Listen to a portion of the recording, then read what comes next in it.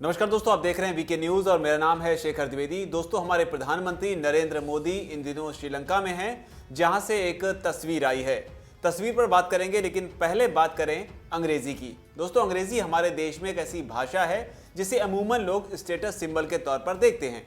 अगर आपको अंग्रेजी आती है तो अच्छी बात, अगर नहीं आती है तो ये बड़ी समस्या है, खास तौर पर जब आपको किसी बड़े मंच पर हजारों की तादाद में मौजूद भीड़ के सामने बोलना हो। और अगर आप देश के प्रधानमंत्री हैं तो फिर यह परेशानी और कितनी पेचीदा हो जाती है, आप समझ सकते हैं। लेकिन सवाल कि आखिर अंग्रेजी का जिक्र क्यों? तो दोस्तों, कभी आपने सोचा है कि हमारे प्रधानमंत्री मोदी को अंग्रेजी आती है या नहीं? अंग्रेजी ही क्यों, और भी तमाम दूसरी भाषाएं, क्योंकि कई बार भाषण के दौरान वो न सिर्फ फर्राटेदार अंग्रेजी बल्कि दूसरी कई भाषाएं भी बोलते देखे जाते हैं, भले ही वो छोटी छोटी लाइनें ही क्यों ना हो। लेकिन ये मुमकिन कैसे हो पाता है? क्योंकि अंतर्राष्ट्रीय स्तर पर कई बड़ी चीजें ऐसी होती हैं जिन्हें आप बड़बोलेपन में तो बिल्कुल नहीं बोल सकते।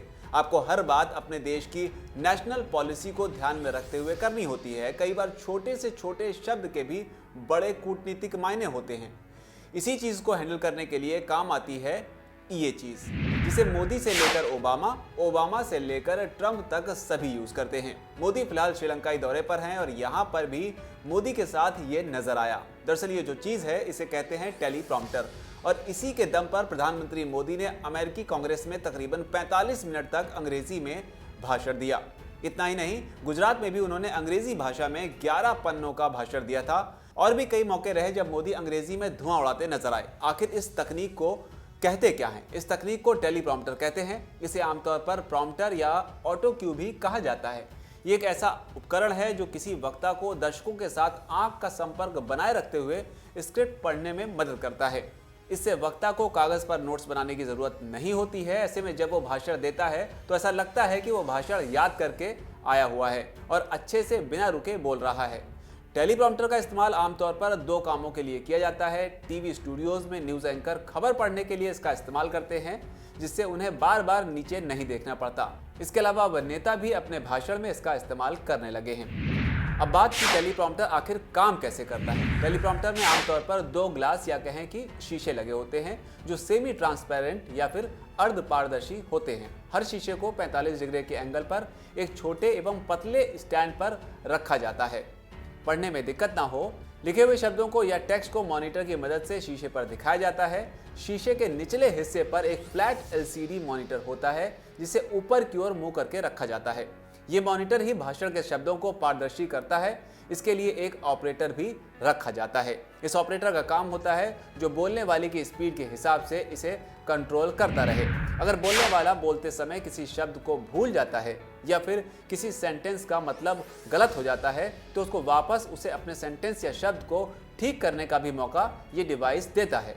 यहाँ तक कि जब बोलने वाला अपने भाषण के दौरान दर्शकों की ओर या फिर कैमरे की ओर देखना चाहता है तो ये डिस्प्ले स्क्रीन पर मौजूद एक क्यू यानी कि मार्कर स्क्रिप्ट को वहीं रोक देता है, जिससे बोलने वाले को काफी सहूलियत हो और जब वो वापस टेलीप्रॉम्प्टर पर देखकर बोले तो उसे पता चल जाए कि आखिरी बार जब वो टेलीप्रॉम्प्टर पर देखकर बोल रहा था तो उसने किस शब्द को आखिरी बार पढ़ा था, यानी किस शब्द को उसने आखिरी बार देखा था।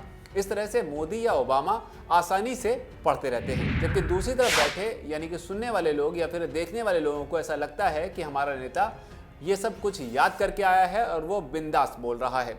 लोग सिर्फ शीशा देखते हैं और लगता है कि बोलने वाला उनकी तरफ देख देख कर बोल रहा है। ओबामा या ट्रंप के लिए कई बार दोनों तरफ टेलीप्रॉम्प्टर लगाए जाते हैं। मसलन वो लेफ्ट या राइट में देखते हैं तो दोनों साइड में टेलीप्रॉम्प्टर होते हैं और दोनों में एक ही स्क्रिप्ट चलती है।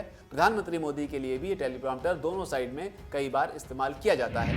हालांकि जहाँ तक सवाल भाषा का हो, तेवर अटल जी से सीखे जा सकते हैं, जहाँ अपनी भाषा का गर्व इतना कि यूनाइटेड नेशंस में जाकर भी पूरे गर्व से हिंदी में ही भाषण दिया। बहरहाल आपके लिए सवाल, आपको क्या लगता है कि क्या हमें अपनी भाषा पर अभिमान होना चाहिए या फिर दूसरों की भाषा का ख्याल? क्योंकि चीन में चाइनीज, स्पेन में स्पेनिश, फ्रांस में फ्रेंच, तो हिंदुस्तान में हिंदी पर गर्व क्यों नहीं करते हैं लोग, या करते हैं? आप बताइए नीचे कमेंट सेक्शन में। चैनल को अगर सब्सक्राइब ना किया हो तो सब्सक्राइब करें। अगर आपको हमारी ये रिपोर्ट पसंद आई हो तो उसे भी लाइक करें, शेयर करें, बेल आइकन का बटन जरूर दबाएं।